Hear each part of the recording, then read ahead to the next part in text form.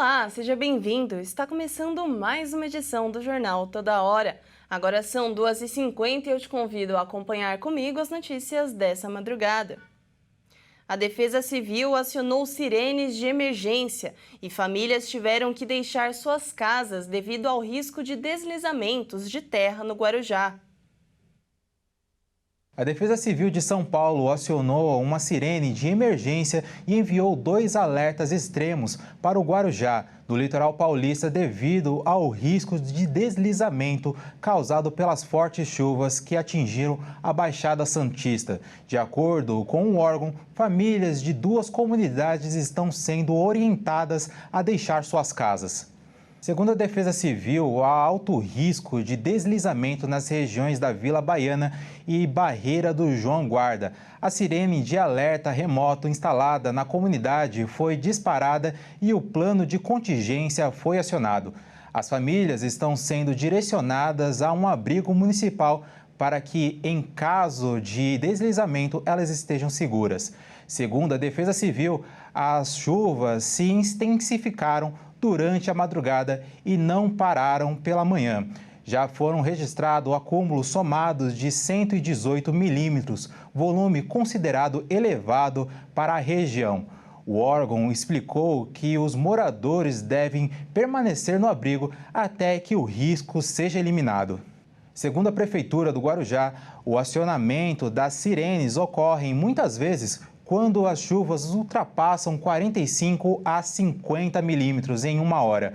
Além de Vila Baiana e Barreira do João Guarda, as áreas do Morro do Macaco, Morro do Engenho e Morro do Bio são regiões que exigem maior atenção e estão sendo monitoradas de perto pelas equipes da Defesa Civil. O governador de São Paulo, Tarcísio de Freitas, do Republicanos, apresentou um plano bilionário que vai estruturar centros urbanos perto de estações de metrô e da CPTM. Além disso, será construída a primeira ligação rápida sob trilhos do país, prevista para ser concluída em 2031.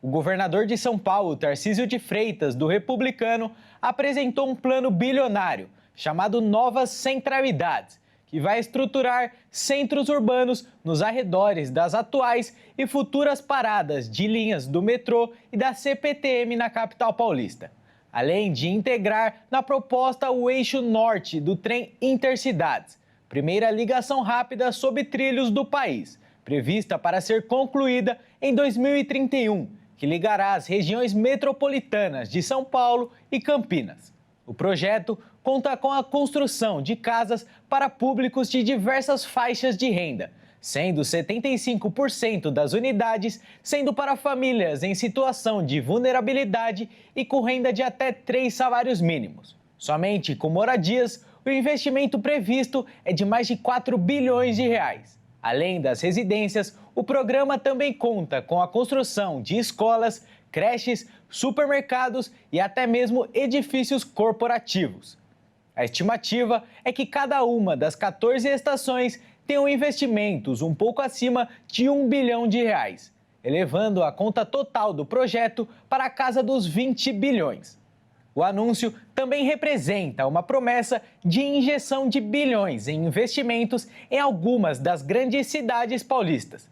Além do projeto para as ferrovias, o governador também anunciou um investimento de cerca de 2 bilhões de reais para a construção de mais casas em mais de 200 municípios das regiões. E mudando de assunto, um levantamento do Procon do Rio Grande do Sul apontou que os valores dos itens de material escolar podem variar mais de 800% entre uma loja e outra. O início do ano letivo movimenta o comércio e acende um alerta para os consumidores. No Rio Grande do Sul, um levantamento do Procon de Canoas, na região metropolitana de Porto Alegre, mostra que a variação no preço do material escolar pode passar de 800% entre uma loja e outra. O órgão comparou itens iguais em diferentes estabelecimentos e encontrou diferenças expressivas, inclusive em produtos simples como cola e caderno. O levantamento revela que uma lista básica pode custar custar cerca de R$ 60 em uma loja e chegar perto dos 160 em outra. Essa diferença, segundo o Procon, está ligada à marca, à apresentação do produto e à falta de pesquisa na hora de comprar. Por isso, alguns cuidados fazem toda a diferença para economizar. O Procon sugere que o consumidor pesquise preços em pelo menos 3 lojas, compare item por item da lista, prefira produtos simples em vez de temáticos, divida as compras entre diferentes estabelecimentos e negocie descontos e formas de pagamento. São atitudes simples, mas que podem garantir aquela economia que faz diferença no orçamento de início de ano. E uma professora de São Paulo foi reconhecida como a educadora mais influente do mundo por uma fundação internacional, que criou o que é considerado o Prêmio Nobel da Educação. Criado este ano pela Vorkey Foundation, fundação internacional que premia diversos educadores pelo mundo, a professora brasileira Débora Garofalo se tornou a primeira pessoa a receber o prêmio de educador mais influente do mundo, lançado neste ano para reconhecer profissionais que usam as mídias sociais para expandir o aprendizado para além da sala de aula. Em 2019, Débora já havia conquistado o feito de se tornar a primeira brasileira e sul-americana a ser finalista e ficar no top 10 no Global Teacher Prize, após idealizar um projeto de robótica com a sucata e a sustentabilidade em uma escola perto de periferias na capital paulista, que sofrem com a violência e com muitos problemas de despejos de lixo. Agora, Débora volta à cerimônia e sai com um prêmio que para ela vai além da conquista individual e simboliza anos de dedicação à educação pública e mostra o quanto é importante o investimento na educação para que os professores possam ter melhores condições de trabalho.